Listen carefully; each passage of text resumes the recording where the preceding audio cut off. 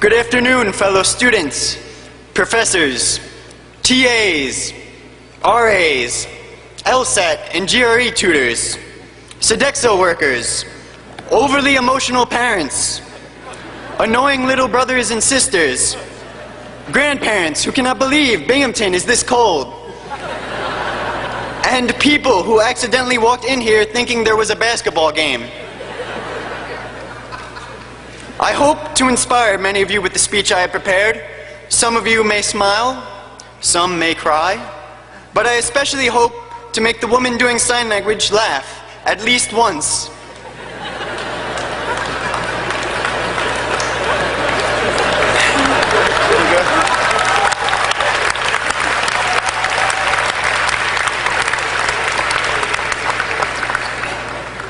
When I was told I was going to be the undergraduate speaker at commencement ceremony, they said it was because of one quality I had that won the interviewers over.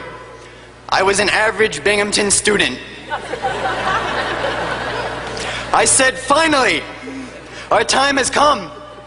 For far too long, our voices, the voices of the average, have been drowned out in a sea of unique individuals and overly exceptional people.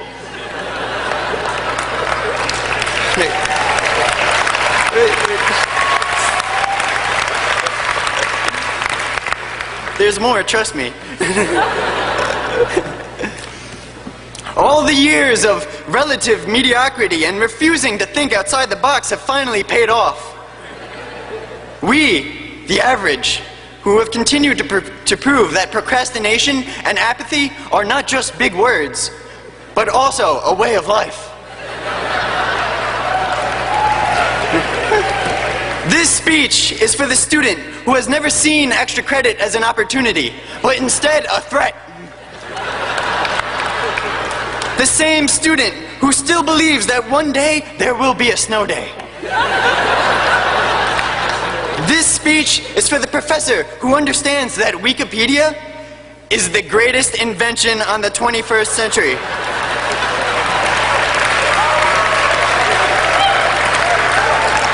And Turnitin.com is not.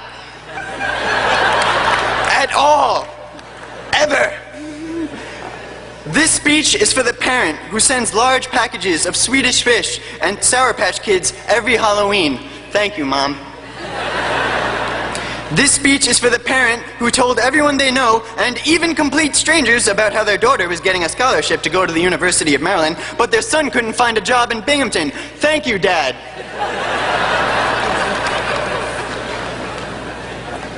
Looking back to freshman year, it does feel like it was only yesterday.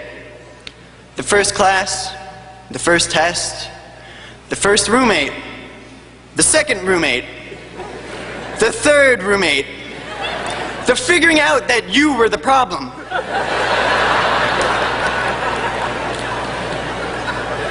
The first and only encounter with a frat party, the first and only encounter with a girl.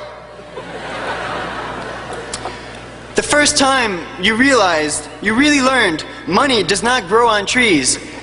It's actually millions of cotton fibers woven together. But there are no sheep in Binghamton, so you had to call your parents. And they send you a sheep in the mail, and then you had to clarify.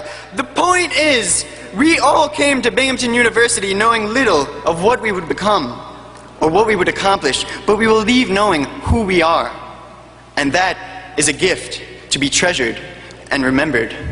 Maybe average is the new exceptional. We live in a culture that emphasizes wealth, power, and achievement. We're taught by society that we should strive for fame, fortune, and the American dream.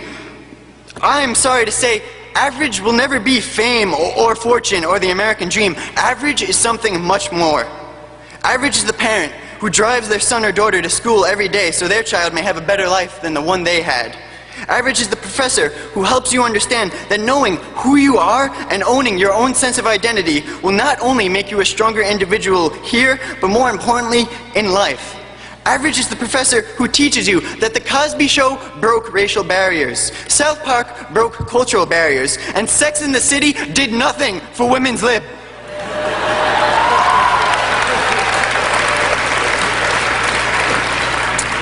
Average is the LSAT tutor who hated law school and wishes they could do it all over again, but loves working with students. Average is the girlfriend taking the LSAT, leaving you to hope and pray that she becomes the sugar mama you know she can be.